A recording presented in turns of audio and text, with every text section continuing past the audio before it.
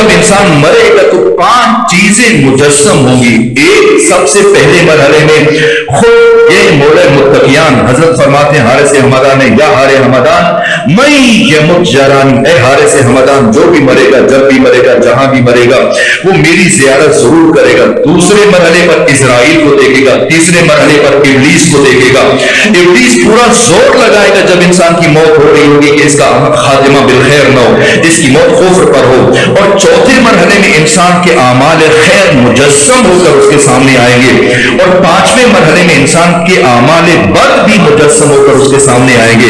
ان 5 حقیقتوں کو انسان مشاہدہ کرے گا. یہ روایات سے معصومین، اور اگر کوئی تفصیلات دیکھنا چاہتا ہے تو وہ خوبصورت کتاب ہے. 2 کتابیں، ایک برزخ ہے، ایک معاد ہے، آیت اللہ دستغیب کی اردو زبان میں ترجمہ ہوئی ہے. انہوں نے ان تمام چیزوں کو جزیات کے ساتھ بیان کیا. یہ میرا موضوع نہیں کہ میں اس سے زیادہ اس بارے میں عرض کروں آپ کی خدمت میں. تو خود قیامت کے دن انسان کا عمل مجسم ہو کر اس کا ساتھی بنے گا. قبر میں بھی انسان کا عمل مجسم ہو کے آئے گا. جیسا جس کا عمل ہے ویسا اس کا وہ ساتھی ہوگا. وہ ساری تفصیلات ہیں، یہ کبھی اس حوالے سے اگر گفتگو ہوگی الگ سے تو میں آپ کی خدمت میں عرض کروں گا. قرآن مجید بھی یہ بیان فرماتا ہے کہ انسان جو بھی عمل کرتا ہے قبر میں اور قیامت کے دن اس کے عمل کو مجسم کر دیا جائے گا. یہ جو حضور ہے یہ انسان کا تجسم اعمال ہے، یہ انسان کے عمل کا تجسم ہے، اس کو پیکر میں منتقل کر دیا جائے گا. یعنی انسان کا عمل جتنا لطیف ہے، جتنی اس میں دقت ہے، جتنی اس میں معرفت ہے، جتنی اس میں گہرائی ہے، اسی نسبت سے اس کے اس عمل کو برزخ میں اور قیامت کے دن تجسم دیا جائے گا. اس لیے انسان جیسی نماز پڑھتا ہے ویسی نماز اس کی معشور ہوگی. یہاں تک کہ ختمی مرتبہ نے اس بات کو سمجھانے کے لیے کہ اگر انسان ایک کنیز ایک بادشاہ کو ایک کنیز تحفے میں دیتا ہے تو اگر ایک انسان حسین اور خوبصورت کنیز بھیجے تو وہ خوش ہو جائے گا، اس کو انعامات دے گا. اور اگر کوئی شخص ایسی کنیز دوسرے بادشاہ کے لیے، جس طرح سے ماضی میں سلاطین کیا رواج تھا، ایسی کہ جس کے سر کے اوپر بال نہ ہو، جس کے دانت گر چکے ہوں اور جس کا قیافہ عجیب و غریب قسم کا ہو، جس کی بھویں بھی نہ ہو، ایسی کنیز دے گا تو اس کو خوش کرنے کے لیے، لیکن وہ غضبناک ہو جائے گا. ہم جو نماز اللہ کی بارگاہ میں پیش کرتے ہیں، قرآن مجید فرماتے ہیں کہ ایک نماز قیامت کے دن مجسم ہو کر ہمیشہ کے لیے معاشر میں اس کی ساتھی بن جائے گی. جیسی نماز کے واجبات ہیں، واجبات کی حیثیت الگ ہے. نماز میں جو مستحبات ہیں، جیسے آپ رکوع میں پڑھتے ہیں، سجدے میں پڑھتے ہیں، قنوت میں پڑھتے ہیں. قنوت خود مستحب ہے، سمع اللہ لمن حمدہ کہنا مستحب ہے، استغفر اللہ ربی واتوب الیہ کہنا مستحب ہے. نماز میں مستحبات زیادہ ہیں، واجبات کم ہیں.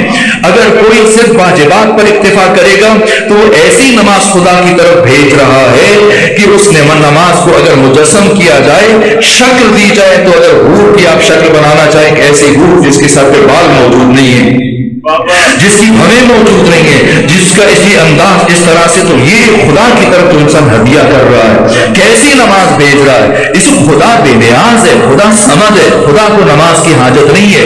یہ جہاں اس نے ہمیشہ رہنا ہے وہاں کے لیے اپنے ساتھی کو اس دنیا میں رہ کر وہاں کے لیے منتقل کر رہا ہے، بھیج رہا ہے. جس کو جیسا ساتھی چاہیے، جس کو جیسی حور چاہیے، وہ ویسی نماز پڑھے، وہ باقی اعمال ویسے انجام دے. انسان کے اعمال کے تجسم کو حور کہا جاتا ہے. جتنی عمل میں لطافت ہے اتنی اس پیکر میں لطافت ہوگی. جتنی عمل میں گہرائی ہے، جتنی عمل میں دقت ہے، اس میں نفاست ہے، اتنی نفاست اس پیکر میں ہوگی. جس کا نام حور رکھ دیا جائے یا کچھ اور رکھ دیا جائے، جو انسان کا قرین ہے، جو انسان کا ساتھی ہے، جو انسان کے ساتھ ہمیشہ رہے گا. ہم میں کائنات کے تمام انسانوں کی نماز اور علی کی نماز اس طرف ہم بڑھیں، لیکن خود وہ جو حور ہے، جو حور کا تصور دیا گیا، وہ ہمارا حسن عمل ہے. ہمارے ہی عمل کو کہ ہم مجلس میں بیٹھے تھے تو کیسے بیٹھے تھے، کس نیت سے بیٹھے تھے، گریہ کرتے ہوئے ہماری نیت کیا تھی، باقی مراحل میں ہماری نیت کیا تھی، نماز پڑھتے ہوئے ہماری نیت کیا تھی، حج کے لیے کیوں گئے تھے، الحاج لکھانے کے لیے گئے تھے، یا پھر خود خدا کے ہاں اپنا واجب ادا کرنے کے لیے گئے تھے. انسان اتنے اڑتے منہ گرتا ہے. ابلیس، میں نے کہا، مشکل ترین مراحل ہے. وقت آخر جو 5 حقیقتیں جلوگر ہوں گی انسان کی موت سے پہلے، ان میں سے ایک ابلیس بھی ہے. اور ابلیس کن کن طریقوں سے انسان کو گمراہ کرتا ہے. میں صرف بچوں کے لیے، جوانوں کے لیے ایک مثال عرض کرتا ہوں. چونکہ شب جمعہ ہے، اس نسبت سے میں نے چاہا کہ گفتگو کا یہ حصہ اس زاویے سے لے کے آگے بڑھوں. شب جمعہ کو آسمانوں سے آواز آتی ہے، ندا آتی ہے، خدا فرشتوں کو مامور کرتا ہے، اہل زمین کو آواز نماز دو. آج شب جمعہ ہے, شب توبہ ہے, شب مغفرت ہے کوئی مجھ سے معافی مانگنے والا, ہے کوئی توبہ کرنے والا, ہے کوئی پلٹ کر میری بندگی کی طرف واپس آنے والا. انسان کا عمل تجسم ہے. اور آج خود کو بھی اپنے لیے بھی انسان توجہ کرے, اور شب جمعہ کو انسان کے بزرگان خصوصاً اس کے والدین کی ارواح, گزشتگان مرحومین کی ارواح, پیغمبر فرماتے ہیں سوالی بن کر انسان کے دروازے پہ آ کے بھیک مانگتی ہے, مجھے خیرات میں سورہ فاتحہ دے دو, سورہ یاسین دے دو. اور بچہ گناہوں میں غرق ہے یا اپنے آرام میں لگا ہوا ہے, اور سحر تک والدین کی ارواح انتظار کرتی ہیں اپنی اولاد کے دروازے پر, اور سحر میں جب کچھ نہیں ملتا خالی ہاتھ یہ بددعا دیتی ہو جاتی ہے کہ تم نے ہمیں خالی ہاتھ بھیجا, تم بھی اسی طرح سے خالی ہاتھ آؤ گے.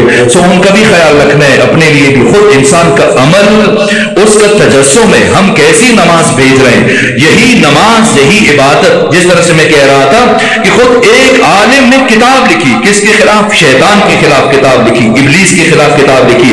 اور ایک عارف کہتے ہیں کہ میں نے عالم مکاشفہ میں ابلیس سے ملاقات کی, گفتگو کی, اور میں نے کہا ابلیس اب تو تم پریشان ہو گئے ہوگے کہ اس عالم نے اتنی خوبصورت کتاب لکھی ہے, لوگوں کو سمجھایا ہے کہ کس طرح سے تم شیطان کی چالوں سے بچ سکتے ہو, کس طرح سے شیطان کی سازشوں سے, منصوبوں سے خود کو بچا سکتے ہو, کس طرح سے اللہ کے حقیقی بندے بن سکتے ہو.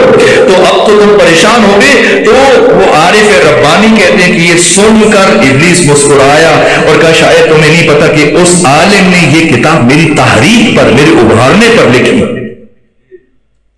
میری تحریک پر لکھی ہے. میں نے اس کے ذہن میں یہ وسوسہ ایجاد کیا کہ تم اتنے بڑے عالم ہو, لوگ تمہیں جانتے ہی نہیں ہیں, ایسی کتاب لکھو کہ آج تک کسی نے اس موضوع پر کتاب نہ لکھی ہو. تو انسان کبھی شہرت اور خود پسندی کی اس میں آ کر نہ, عمل کتنا خالص ہونا چاہیے. جتنا خالص عمل ہوگا اتنا اس کا اثر اور اس کا تجسم قیامت کے دن اتنا لطیف ہوگا, اتنا حسین ہوگا. انسان کے حسن عمل کے تجسم کا نام حور ہے.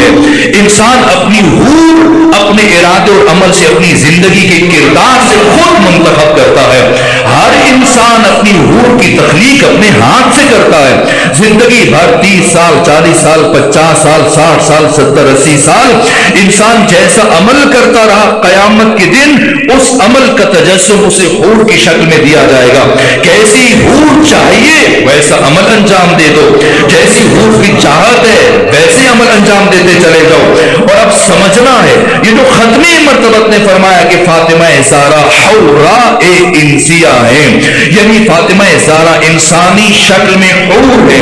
اور اس ہستی کو اللہ نے علی ابن ابی طالب کا قرین اور ساتھی بنایا, اس دنیا میں بھی آخرت میں بھی. کیوں؟ اس لیے کہ فاطمہ زہرا علی کے حسن عمل کے تجسم کا نام ہے. علی کے حسن عمل کے اندازہ نہیں کر سکتا انسان کی اگر اللہ کی اگر علی کی کچھ شجاعت کو دیکھے اور علی کے جہاد کو دیکھے. وہ علی کے جس کی ایک ضربت ثقلین کی عبادت پر بھاری ہو جائے, وہ علی کی جس کی نماز ایسی نماز ہے کہ حالانکہ نماز میں تیر کھینچ دیا جائے اور خبر نہ ہو, یہ علی کی نماز ہے, یہ علی کی عبادت ہے, یہ علی کے عمل ہے. علی کے عمل اور علی کے حسن عمل کے تجسم کا نام فاطمہ زہرا سلام اللہ علیہا ہے. فاطمہ زہرا حق تعالی کی تمام تر صفات جلال و جمال کی مظہر کام ہے. اس لیے اللہ نے قرآن مجید میں خود قرآن کے لیے ایتا کہا ہے, فاطمہ زہرا کے لیے عطا کہا ہے. اس لیے میں نے یہ سوال ذرا وضاحت سے اس بات کو عرض کر دیا تاکہ کسی ذہن میں سوال پیدا نہ ہو جائے کہ قرآن کی عظمت, ہاں قرآن کی عظمت بجائے خود ہے, قرآن کا شرف, قرآن کا مقام بجائے خود ہے, لیکن قرآن کا سیدہ زہرا کے ساتھ کوئی تقابل نہیں ہے. قرآن اللہ کے علم کا مظہر ہے, فاطمہ زہرا اللہ کی ذات کا مظہر ہے. فاطمہ زہرا حجاب توحید ہے, فاطمہ زہرا حجاب اللہ ہے. فاطمہ زہرا خود امام خمینی نے آداب الصلاۃ میں وہ احادیث بیان کی, آپ مطالعہ کر سکتے ہیں. انا انزلناہ فی لیلۃ القدر, خمینی بہت چکن احادیث کے ذیل میں یہ جملہ تحریر کرتے ہیں اپنی کتاب آداب الصلاۃ میں کہ لیلۃ القدر میں قدر سے مراد خدا ہے, لیلہ سے مراد فاطمہ الزہرا ہے.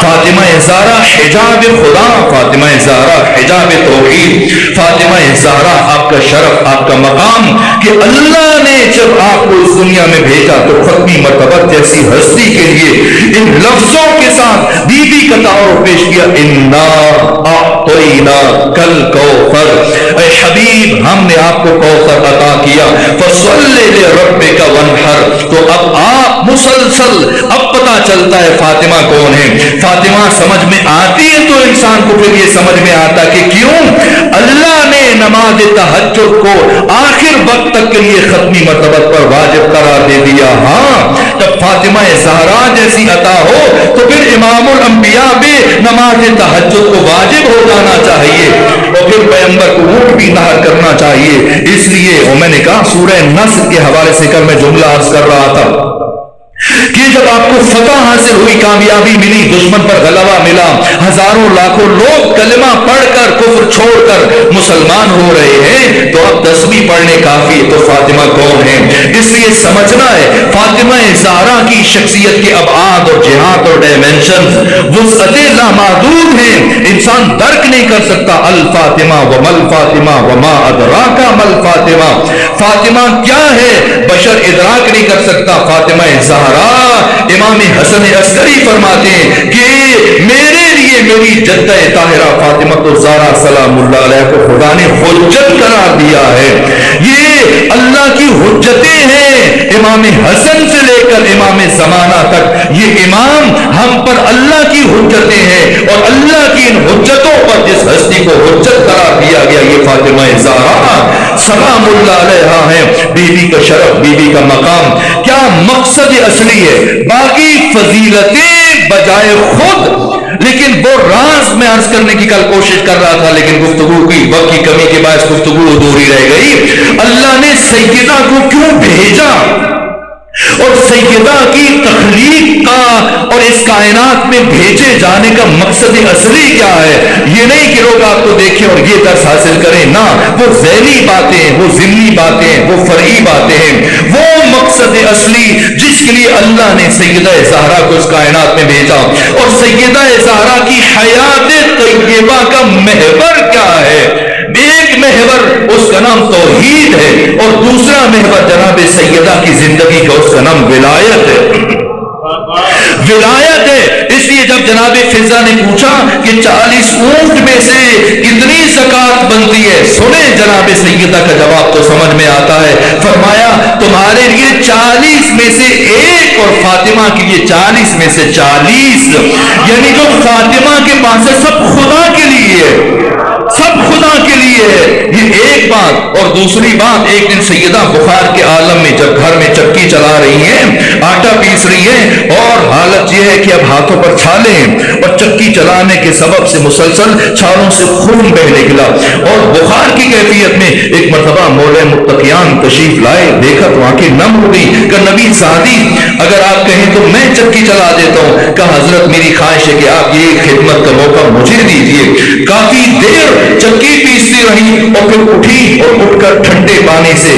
وضو، پانی گرم چاہیے تھا لیکن گرم نہیں کیا، ٹھنڈے پانی سے وضو کیا، چاہے نماز پر کھڑے ہونے لگی۔ جناب سیدہ مولا متقیان نم آنکھوں کے ساتھ آگے بڑھے، کہا کہ آپ وضو ٹھنڈے پانی سے وضو کیا، اگر کہتی تو کوئی آپ کے لیے پانی گرم کر دیتا، اگر آپ کہتی تو آپ کی جگہ ہم میں سے کوئی چکی چلا دیتا، تو کیا جواب دیا؟ اس جواب سے پتہ چلتا ہے کہ سیدہ کی زندگی کا محور کیا ہے۔ کہا اے علی میں ٹھنڈے پانی سے وضو کر کے جائے نماز پر اس لیے آئی ہوں تاکہ اپنے اللہ کے ساتھ باتیں کر سکوں، اپنے اللہ کے ساتھ گفتگو کر سکوں، اپنے اللہ کے ساتھ راز و نیاز کر سکوں، اپنے اللہ کے ساتھ ہم کلام ہو سکوں۔ اور میں نے اس حالت میں زخمی ہاتھوں کے ساتھ بیماری کی حالت میں اس لیے چکی چلائی تاکہ اولیاء خدا کی خدمت کر سکوں۔ علی کو شوہر کی حیثیت سے نہیں دیکھ رہی ہیں، حسن حسین کو بیٹوں کی حیثیت سے نہیں دیکھ رہی ہیں، ولی خدا کی حیثیت سے دیکھ رہی ہیں۔ فاطمہ کی دید وہ محور، وہ دید، اس دید کا نام ولایت ہے، اور اسی نظام ولایت کو بچانے کے لیے، اسی نظام ولایت کو قیامت تک آنے والی نسلوں تک پہنچانے کے لیے اللہ نے فاطمہ زہرا کو اس کائنات میں بھیجا ہے، ورنہ دو برابر انسانوں میں سے ایک دوسرے کی اطاعت کرے یہ بڑی مشکل بات ہوتی ہے. آپ دوسروں کی تقلید کرتے ہیں, تأسی کرتے ہیں, پیروی کرتے ہیں. کبھی برابر کے فرد کی بھی پیروی کرتا ہے, تقلید کرتا ہے. مجتہد پر تقلید کرنا حرام ہے. وہ شخص کہ جو قرآن اور سنت سے حکم شرعی استنباط کرنے کی صلاحیت نہیں رکھتا, اس پر تقلید کرنا واجب ہے, لیکن جو خود صلاحیت رکھتا ہے اس پر حرام ہو جاتی ہے. تو مجتہد ان میں سے کوئی ایک دوسرے کی تقلید نہیں کرے گا. اور فاطمہ زہرا علم میں, عبادت میں, طہارت میں, عصمت میں, ہر جہت میں, ہر شرف میں, ہر فضیلت میں علی کے ساتھ برابری کی منزل پر ہیں, برابری کی منزل پر ہیں. لیکن اس کے باوجود ہمیشہ سیدہ کا سر مولا متقیان کے سامنے جھکا ہوا. تو سیدہ زہرا نصاب تشیع ہے. سیدہ نے قیامت تک آنے والی تشیع کا نصاب اپنی سیرت کی شکل میں بشریت کے سپرد کیا ہے. تشیع کسے کہتے ہیں؟ یہ جو تشیع کا لفظ ہے نا, یہ آپ کے لیے نہیں ہے. تشیع جنازے کے پیچھے, یہ بات پہلے بھی عرض کی لیکن اہمیت کے مد نظر عرض کر رہا ہوں, جنازے کے پیچھے چلنے کو تشیع کہا جاتا ہے, لیکن امام کے پیچھے چلنے کو تشیع کہا جاتا ہے. جنازے کے پیچھے چلیں گے, اگر بعض لوگوں کو شوق ہوتا ہے اور جنازہ لے کے جایا جا رہا ہے قبرستان میں, اور وہ جنازے کے آگے آگے چلنا شروع کر دیتے ہیں, چاہے نوحہ خان ہے, چاہے علمبردار ہے, چاہے کیا حیثیت ہے, دینی حوالے سے فقیہ مجتہد ہے, عالم ہے, اسے بھی حکم جنازے کے پیچھے چلے, جنازے کے ساتھ ساتھ چلے. جنازے کے پیچھے چلنا یہ تشیع کہلاتا ہے, تشیع یہ جنازہ, اور امام کے پیچھے چلنا تشیع کہلاتا ہے, تشیع کہلاتا ہے. اور امام کے پیچھے کیسے چلا جاتا ہے سیدہ زہرا نے ہمیں بتایا. وہ بیوی جو شرف میں, مقام میں, عزت و جلال میں علی کے ہم پلہ ہیں, علی کے مساوی ہیں, علی کے ساتھ برابری کی منزل پر ہے, لیکن اطاعت تام ہے, اطاعت محض ہے, وفائے محض ہے. ساری زندگی کچھ بھی کیا علی سے اجازت لے کر کیا. سیدہ نصاب تشیع ہے. اس حقیقت کو وقت ختم ہو رہا ہے, میں پھر عرض کروں گا آپ کی خدمت میں, یہ سیدہ کی سیرت کا پہلو ہے. سیدہ نے بتایا, اور میں دیکھ رہا ہوں گھڑی کی طرف, میں شرمندہ ہوں کہ وقت گزر گیا. بس میرے عزیزو, وہ محور کہ اللہ نے سیدہ کے نور کو اس کائنات میں کیوں بھیجا ہے, نظام ولایت کی بقا کے لیے بھیجا. اس راز کو میں کل کی آخری گفتگو میں عرض کروں گا. شرمندہ ہوں کہ آج وقت ختم ہوا, لیکن آج اپنی بہنوں کے لیے, اپنے جوانوں کے لیے, عزیزوں کے لیے سیرت سیدہ کی ایک سے دو پہلو اور عرض کر دوں, اور یہ انحصار کا پہلو, اس کے لیے زیادہ وقت چاہیے. تو کل کی آخری گفتگو میں سیدہ کی اس کائنات میں تشریف آوری کے مقصد اصلی کو بیان کرنے کی کوشش کروں گا کہ کیوں اللہ نے اپنے سب سے بڑے راز کو اس کائنات میں عیاں فرمایا, اپنے سب سے بڑے سر کو عیاں فرمایا, آشکار فرمایا. کل عرض کروں گا, بس آج کی حد تک یہ سیدہ, جب میں چکی کی بات کر رہا ہوں, جب میں بیوی کے گھر کے ماحول کی بات کر رہا ہوں, تو وہاں پر ایک دن پیغمبر اسلام جب گھر میں آئے تو ایک عرصے کے بعد جناب فضہ جو جناب سیدہ کی کنیزی میں آئیں تو ایک مرتبہ خدمت کر رہی ہیں اور برابر خدمت میں مصروف ہیں. کبھی جھاڑو چلاتی ہیں, پھر ہاتھ دھوتی ہیں, پھر آٹا گوندنا شروع کر دیتی ہیں, پھر صفائی کرنا شروع کر دیتی ہیں, پھر چکی چلانا شروع کر دیتی ہیں. کافی دیر پیغمبر بیٹھ کر جناب فضہ کی ان مختلف چیزوں کو مشاہدہ کرتے رہے اور دیکھتے رہے. ابھی فضہ یہ کر رہی ہے, ابھی یہ کام کر رہی ہے, ابھی یہ کام کر رہی ہے, یہاں تک کہ کافی وقت گزر گیا. اور پھر پیغمبر اسلام نے جناب فضہ کو آواز دی اور کہا کہ فضہ تھکتی نہیں ہے, مسلسل کام میں رہتی ہے, کبھی چکی چلا رہی ہے اور کبھی آٹا گوندتی ہے اور کبھی آپ صفائی کرتی ہیں اور کبھی پانی بھر کے لاتی ہیں, تھکتی نہیں ہے. عرض کیا یا رسول اللہ, گوشت کی انسان تھک جاتی ہوں, لیکن جب شام میں حسن و حسین گھر لوٹتے ہیں اور دونوں آ کر مجھے ماں کہہ کے بلاتے ہیں, میری ساری تھکاوٹ دور ہو جاتی ہے. فاطمہ زہرا یہ مکتب شخصیت پروری, اپنی کنیز کو اتنی عزت دی ہے کہ جو یزید اور ابن زیاد کے دربار میں سیسا پھیلائی ہوئی دیوار بن گئی ہے. فضہ کو تراشا ہے اور کس درجے پر لکھے گئے جناب فضہ سے. کہا ٹھیک ہے تھکان تو اتر جاتی ہے لیکن آہستہ کام بھی تو کر سکتی ہیں, پھر اتنا تیز کام کیوں کرتی ہیں؟ تو کہا جب میں پہلے دن آپ کی بیٹی کے گھر میں آئی تو میں نے خواہش کی کہ میں یہ سارے کام اب میرے ذمے, آپ صرف آرام کیا کریں گی, آپ صرف عبادت کیا کریں گی. لیکن جناب سیدنا نے فرمایا نا, اس شرط پر تمہیں اپنے گھر میں کنیزی کے طور پر قبول کروں گی کہ ایک دن تم کام کرو گی, ایک دن میں کام کروں گی. تو جب یہ شرط رکھتی تو اب میں مجبور ہوں اس شرط کی پاسداری پر, تو میں یہ کوشش کرتی ہوں, اس لیے تیز کام کرتی ہوں کہ اپنے دن میں زیادہ کام کر دوں تاکہ دوسرے دن جناب سیدہ کو زیادہ زحمت نہ کرنی پڑے, زیادہ کام نہ کرنا پڑے. یہ مکتب فاطمہ زہرا سلام اللہ علیہا ہے جہاں جناب فضہ کی ایسی تربیت کی کہ یہ فضہ مسلسل 30 سال تک صرف قرآن مجید سے گفتگو کرتی تھی, صرف قرآن مجید سے گفتگو کرتی تھی. آج آپ چلے جائیں بڑے بڑے افراد جو خود کو کہتے ہیں کہ انسانی حقوق کے چمپئن ہیں, انسانی حقوق کے علمبردار ہیں اور مختلف دن منائے جاتے ہیں, یہ فلانا ڈے ہے, یہ فلانا ڈے ہے, لیکن بڑے بڑے حقوق بشر کے محافظ, حقوق بشر کے نام پر بڑے بڑے ادارے بنانے والے اور حقوق بشر کا پرچار کرنے والے, اگر آپ ان کے گھروں میں چلے جائیں جو بڑے سے بڑا چیمپئن ہے حقوق بشر کا, وہ اس اسکول میں اپنے ملازم کے بچوں کو نہیں بھیجے گا جہاں پر اپنے بچوں کو بھیجتا ہے. لیکن جس طرح سے جناب سیدہ زینب و ام کلثوم کو بٹھا کر حقائق تعلیم دیتی ہے, قرآن تعلیم دیتی ہے, اسی طرح سے جناب فضہ کو بٹھا کر حقائق تعلیم دیتی ہے. یہ مکتب فاطمہ زہرا یہ شخصیت پروری کا مکتب ہے. اور کیا انداز ہے جناب سیدہ کا کہ جناب سلمان فارسی, آپ اتنی یہ انسانیت کی محبت ہے اور یہ شرف ہے اور یہ انتخاب ہے جناب سیدہ کا انسانوں میں سے. ایک طرف جناب فضہ ہے, دوسری طرف جناب سلمان ہے, اور ایک دن جناب سلمان کو کھجوریں دی اور کھجوریں دیتے ہوئے فرمایا کہ اے سلمان میں چاہتی ہوں کہ آپ ان کی گوشت چچا سلمان مجھے بعد میں واپس کر دیجئے گا.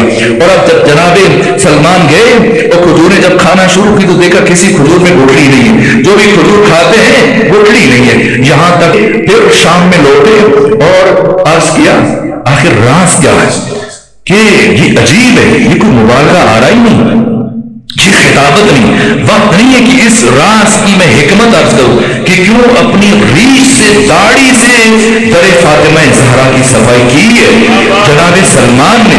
اس کی حکمت کیا ہے یہ میں نے کسی مقام پہ عرض کی, یہاں تک میں آج تک بیان نہیں کر سکا, لیکن میں کبھی عرض کروں گا. یہ سلمان ہے جو عارف ہیں جناب سیدہ زہرا سلام اللہ علیہا کے, اس گھر کے عارف ہیں. اس لیے پیغمبر نے فرمایا کہ اگر ابو ذر کو پتا چل جائے کہ سلمان کے دل میں کیا ہے تو ابو ذر تحمل نہ کر سکے, اور اگر وہ اپنا عقیدہ عیاں کرے تو مبادا یہ ابو ذر کو قتل نہ کر دیں. یہ معتبر حدیث ہے. جناب سلمان سے فرمایا کہ گٹھلیاں واپس کیجیے گا, اور جب شام میں آئے تو عرض کیا کہ اس میں کوئی گٹھلی نہیں تھی, تو جناب سیدہ نے تبسم فرمایا اور فرمایا سلمان میں جانتی تھی چچا کہ ان میں کوئی گٹھلی نہیں, چونکہ میں نے گٹھلیاں خود سے نکال دی تھی تاکہ آپ کو کھاتے ہوئے زحمت نہ ہو. تو پھر تعجب سے کہنے لگے جناب سلمان کہ پھر مجھے آپ نے ایسے کیوں کہا کہ گٹھلیاں واپس کر دیجیے گا؟ تو سیدہ نے فرمایا اس لیے تاکہ اس بہانے آپ دوبارہ تشریف لائیں گے اور میں دوبارہ آپ کے چہرے کی زیارت سے شرف یاب ہو جاؤں گی, دوبارہ آپ کے چہرے کی زیارت سے مشرف ہو سکوں گی. سمجھنا ہے سیدہ معیار حق ہے, سیدہ معیار رضایت خدا ہے. کون رضی اللہ بنتا ہے, کون لعنت اللہ بنتا ہے؟ معیار فاطمہ زہرا, معیار فاطمہ زہرا ہے, معیار فاطمہ زہرا ہے. وہ جن کی زیارت کے شوق میں سیدہ دوبارہ انہیں بلائیں, یہ فاطمہ کی رضا کے حامل ہیں, یہ رضی اللہ کہلائیں گے, یہ ہمارے سروں کے تاج بن جائیں گے. لیکن جن سے سیدہ رخ پھیر لیں, جن سے سیدہ اپنا منہ پھیر لیں, اس کی حقیقت کیا رہ جاتی ہے؟ جب بات عصمت کی ہے تو میں کل عرض کروں گا خلافت کے لیے اساسی شرط, یہ آخری جملہ عرض کروں, خلافت کے لیے اساسی شرط عصمت ہے. عصمت کسے کہتے ہیں؟ عصمت کے لیے خود معرفت شرط ہے. انسان تمام اچھائیوں کی معرفت رکھتا ہو, تمام برائیوں کی معرفت رکھتا ہو, جبھی تو برائیوں سے دور رہ سکتا ہے, جبھی تو اچھائیوں کو اختیار کر سکتا ہے. لیکن عصمت کا سادہ ترین معنی, جب آپ اپنے بچوں کو 14 معصوم یاد کرواتے ہیں, جب اپنے بچوں کو 12 امام یاد کرواتے ہیں اور کہتے ہیں کہ معصوم 14 ہیں, یہ چھوٹے بچے اگر آپ سے پوچھ لیں کہ بابا چچا کہ معصوم کسے کہتے ہیں, تو سادہ ترین تعریف آپ اس بچے کو کیا بتاتے ہیں؟ معصوم کی آپ بچے کو بتاتے ہیں معصوم وہ ہوتا ہے جو ساری زندگی کوئی گناہ نہ کرے, ساری زندگی کوئی گناہ نہ کرے. اور اگر بچہ پلٹ کر دوسرا سوال آپ سے پوچھے کہ بابا بتائیں یہ گناہ کیا ہوتا ہے, تو آپ کیا بتاتے ہیں؟ آپ بتاتے ہیں کہ کسی واجب کو چھوڑ دینا یہ گناہ کہلاتا ہے. مثلا نماز واجب ہے, کسی نے ترک کر دی یہ گنہگار ہے. اور کسی حرام کا ارتکاب یہ بھی گناہ ہے, تو ترک واجب گناہ ہے اور حرام کا ارتکاب یہ گناہ ہے. اور معصوم کون ہے؟ وہ تعریف جو آپ اپنے بچوں کو بتاتے ہیں جو ساری زندگی میں کوئی گناہ نہ کرے. کیا مطلب؟ ساری زندگی کسی ایک حرام کا بھی ارتکاب نہ کرے, ساری زندگی کسی ایک واجب کو بھی ترک نہ کرے. اب سمجھنا ہے فاطمہ کون ہے اور کس طرح سے اللہ نے فاطمہ کو معیار حق بنا کر اس کائنات میں علی کے گھر میں بھیجا ہے تاکہ قیامت تک کے لیے صحابیت اور کفر کے درمیان حد فاصل بن جائے کہ رضی اللہ کون بنتا ہے, لعنت اللہ کون بنتا ہے. یہاں تک کہ میں نے عرض کیا کہ عصمت کیا مطلب؟ جو گناہ نہ کرے. اور گناہ کیا ہے؟ اگر واجب کو ترک کیا تو گناہ ہے, حرام کا ارتکاب کیا تو گناہ ہے. اگر یہاں تک بات پہنچی تو اپنی ذہنیتوں کو اسی سطح پہ رکھیے گا. اور اب مجھے بتائیے گا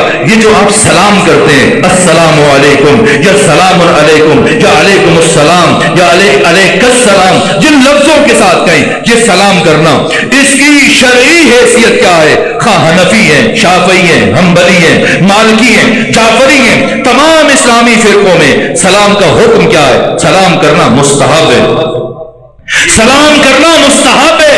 سلام کریں گے تو خدا آپ کو ثواب دے گا, واجب نہیں ہے. اگر آپ نہ کریں تو کوئی حرج نہیں ہے کرنا. اگر سلام کریں گے یہ مستحب ہے, ثواب ہے. اب دوسری بات بتائیے گا اس سلام کا جواب دینا کیا ہے؟ یہ بھی مستحب ہے نہیں, واجب ہے. واجب ہے اگر آپ نماز پڑھ رہے ہیں اور حالت نماز میں آپ نماز پڑھ رہے ہیں اور نماز کے دوران کوئی آپ کو سلام کرے, اب کیا حکم ہے؟ آپ جواب دیں گے؟ نہیں دیں گے, دیں گے. حالت نماز میں بھی سلام کا جواب دینا واجب ہے. اگر آپ نماز کے دوران اس کے سلام کا جواب نہیں دیں گے آپ گنہگار ہیں.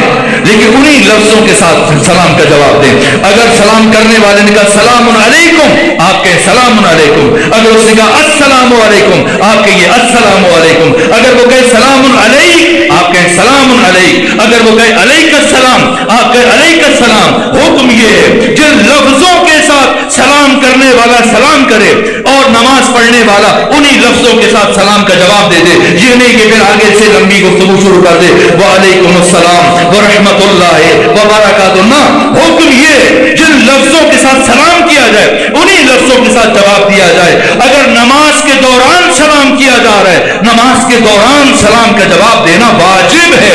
اور اگر اس نے واجب کو چھوڑ دیا یہ گنہگار ہے. اور اگر یہ معصوم ہے اور زندگی میں ایک مرتبہ اس نے ایک واجب کو چھوڑا یہ معصوم نہیں رہے گا, غیر معصوم ہو جائے گا, عصمت ختم ہو جائے گی. اگر ایک مرتبہ ایک حرام کام پر عمل کیا عصمت ختم ہو جائے گی, معصوم نہیں رہے گا. ایک واجب کو چھوڑا عصمت ختم ہو جائے گی, معصوم نہیں رہے گا. اب پہچانے سیدہ کون ہے, فاطمہ کون ہے, کوثر کون ہے؟ سیدہ زہرا. آپ سے متعلق امام فخر الدین رازی صاحب تفسیر کبیر متوفا 606 ہجری انہوں نے لکھا ہے عصمت کلی مشکک ہے. اس حقیقت کو میں کل بیان کروں گا, یہ پھر کسی موقع پر جب وقت ملے گا. عصمت کلی متواتر نہیں ہے, کلی مشکک ہے. یعنی عصمت کے درجات ہیں. ایسا نہیں کہ اگر مریم بھی معصوم ہے, آدم بھی معصوم ہے, موسیٰ بھی معصوم ہے, فاطمہ بھی معصوم تو سب کی عصمت برابر ہے. نہ, کلی مشکک ہے, ان کی عصمت کے درجات ہیں. انبیاء کی عصمت میں ترک اولا کی گنجائش ہے, عصمت سیدہ میں ترک اولا کی گنجائش نہیں ہے. فاطمہ زہرا محور عصمت ہے، فاطمہ زہرا مرکز عصمت ہے۔ اگر عصمت کا مفہوم آیا ہوا کسی حد تک پہنچا ہے تو فاطمہ جن کی عصمت میں کسی نے بھی شک و شبہ نہیں کیا، یہاں تک کہ فخر الدین رازی کہتے ہیں کہ انبیاء کی عصمت میں تذبذب و تشکیک اور شک و ریب کی گنجائش ہے، لیکن عصمت فاطمہ ہر طرح کے تذبذب و تشکیک اور شک و ریب سے مابرا ہے، بالاتر ہے۔ یعنی سیدہ کی عصمت میں کوئی شک نہیں کیا جا سکتا، تو معصوم کون ہے جو کوئی گناہ نہ کرے؟ اور واجب کا ترک کر دینا گناہ ہے۔ اگر سلام کیا جائے اور سلام کا جواب نہ دیا جائے تو یہ ترک واجب ہے، اور اگر ایک مرتبہ بھی سلام کا جواب نہ دے کوئی معصوم، پھر وہ معصوم نہیں رہتا۔ آئے پڑھیں، ایک طرف سلمان ہے اور دوسری طرف جب جناب سیدہ اپنی شہادت کے آخری ایام میں ہے، جا کے حدیث کی کتابیں پڑھیں، سیرت کی کتابیں پڑھیں، تاریخ کی کتابیں پڑھیں۔ دو افراد آئے، علی سے اجازت مانگی، فاطمہ سے ملنا چاہتے ہیں، مولا نے اجازت دے دی، جا کے مل لیں، پردہ حائل کیا گیا۔ اور ادھر سے دو افراد نے سلام کیا، جا کے ڈھونڈیں، بار بار کتابیں اٹھائیں، حدیث کی برگردانی کریں، روایتیں کھنگال کے کوئی مل جائے تو مجھے کل لا کے دکھائیے گا کیا فاطمہ نے ان دو افراد کے سلام کا جواب دیا یا جواب نہیں دیا؟ اگر جواب نہیں دیا تو پھر اس کا ایک مطلب بنتا ہے، اور وہ یہ کہ فاطمہ زہرا نے دو افراد کے سلام کا جواب نہ دے کر اس حقیقت کا اعلان کیا کہ اے کائنات کے باضمیر انسانوں، اے کائنات کے باشعور انسانوں، یا تو اپنے نبی کی بیٹی کو معصومہ نہ سمجھنا، اور یا پھر جنہیں میں سلام کا جواب نہیں دے رہی انہیں کبھی مسلمان نہ سمجھنا۔ اس لیے کہ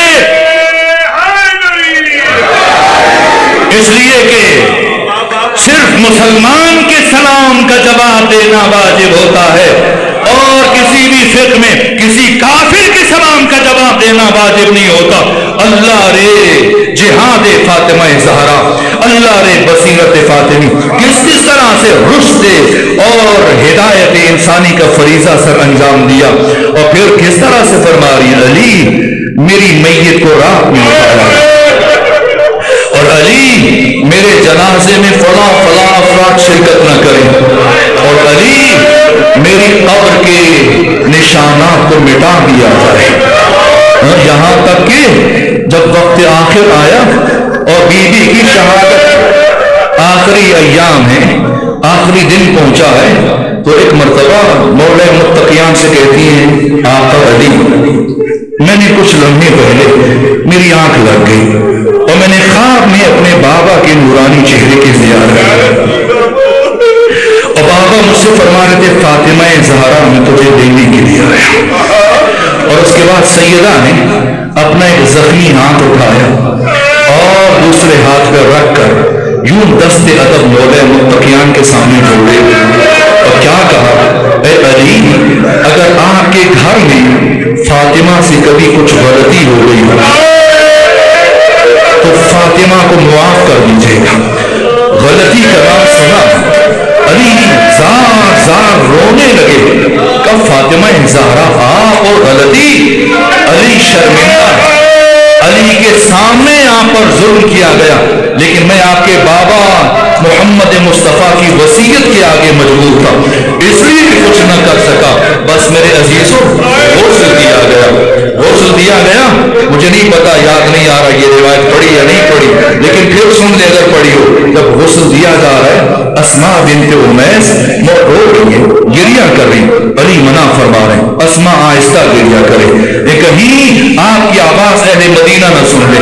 فاطمہ نے وصیت فرمائی ہے کہ کوئی ان کے جنازے میں نہ آئے، مبادا اہل مدینہ کو اطلاع مل جائے۔ اسماء کہتی ہے علی مجھے بار بار منع فرما رہے تھے، لیکن اچانک علی کو کیا ہوا کہ علی نے بیوی کو غسل دینا چھوڑ دیا، اور علی نے اپنا سر پیشانی اور اپنی پیشانی کو دیوار کے ساتھ ٹیک دیا، اور علی ایسے رونے لگے جس طرح سے بوڑھی ماں اپنے جوان بیٹے کی لاش پر روتی ہے۔ میں نے پوچھا علی ابھی آپ مجھے منع کر رہے تھے، کون سی بات نے آپ کو رونے پر مجبور کیا؟ کس بات نے رونے پر مجبور کیا؟ جواب دیا فاطمہ، اے اسماء بنت امیس، میں فاطمہ زہرا کی مظلومیت پر روتا ہوں، میں فاطمہ کی مظلومیت پر روتا ہوں۔ ارے فاطمہ نے مجھے کبھی نہیں بتایا علی میری پسلیاں ٹوٹ چکی ہیں، علی میری پسلیاں ٹوٹ چکی ہیں۔ اللہ رے، غسل دیا گیا، غسل دیا گیا، کفن پہنایا گیا، اور کفن کے بعد، غسل و کفن کے بعد ایک مرتبہ مولا متقیان نے بچوں کو بلایا، بیٹا حسن آ جائیں، آ کر آخری مرتبہ اپنی ماں فاطمہ زہرا کے چہرے کی زیارت کر لے۔ امام حسن آئے، اپنی ماں کی زیارت کی، پھر مولا نے فرمایا، علامہ مجلسی نے بحار الانوار میں لکھا ہے، امام حسین سے فرمایا بیٹا حسین آئے، آ کر آخری مرتبہ اپنی ماں فاطمہ کے چہرے کی زیارت کر لیں۔ امام حسین آئے، لیکن آ کر دروازے کی دہلیز پر رک گئے۔ علی پوچھتے ہیں بیٹا حسین آگے کیوں نہیں آ رہے؟ کیا ماں سے نہیں ملنا چاہتے؟ کہا بابا میرا سینہ پھٹا جا رہا ہے، میں اپنی ماں سے ملنا چاہتا ہوں۔ کہا پھر بیٹا آگے کیوں نہیں بڑھ رہے؟ کہا بابا آؤں گا، لیکن پہلے یہ بتائیں اللہ کی نگاہ میں عیسیٰ کا مقام زیادہ ہے یا میرا مقام زیادہ ہے؟ مولا نے جواب دیا حسین آپ کا مقام عیسیٰ سے بہت بلند ہے۔ پھر حسین نے پوچھا بابا میری ماں کا مقام زیادہ ہے یا مریم کا مقام زیادہ ہے؟ فرمایا آپ کی ماں کا مقام جناب مریم سے بہت بلند ہے۔ ایک مرتبہ یہ سنا، فرمایا بابا عیسیٰ اس وقت تک اپنی ماں مریم کی میت پر نہیں گئے تھے جب تک کہ مریم نے خود نہیں بلایا تھا، جب تک کہ مریم نے خود نہیں بلایا تھا۔ بابا جب تک ماں فاطمہ خود نہیں بلائے گی میں نہیں جاؤں گا۔ آپ جانتے ہیں جب بی بی کے اوپر دروازہ گرا تھا، جب بی بی کے ہاتھ پر تازیانے لگے تھے، دائنا ہاتھ ٹوٹ گیا تھا، 95 دن فاطمہ دائیں ہاتھ سے تسبیح نہ پڑھ سکی تھی، لیکن جب حسین نے کہا جب تک ماں نہیں بلائے گی میں نہیں جاؤں گا، ایک مرتبہ بند کفن ٹوٹے، دونوں ہاتھ کفن سے باہر آئے، فرمایا آؤ حسین، آؤ حسین، یہ کربلا نہیں یہ مدینہ ہے، یہ مدینہ ہے۔ حسین آگے بڑھے، اپنی ماں کے سینے سے لگے، آسمان پر کوہرام برپا ہوا، فرشتے رونے لگے۔ خدا نے فرمایا علی حسین کو اپنی ماں سے الگ کرو ورنہ قیامت برپا کر دوں گا۔ علی آگے بڑھے، حسین کو اپنی ماں سے جدا کیا۔ میں دست ادب جوڑ کے عرض کروں، اے حسین آپ کے بابا علی موجود ہیں، آپ کے بھائی حسن موجود ہیں، آپ کی بہن زینب موجود ہے، آپ کے بابا علی نے آپ کو بڑی محبت سے آپ کی ماں سے الگ کیا، لیکن اے حسین کل آپ کی لاش پر سکینہ آئے گی، سکینہ آئے گی، نہ اکبر ہوں گے، نہ عباس ہوں گے،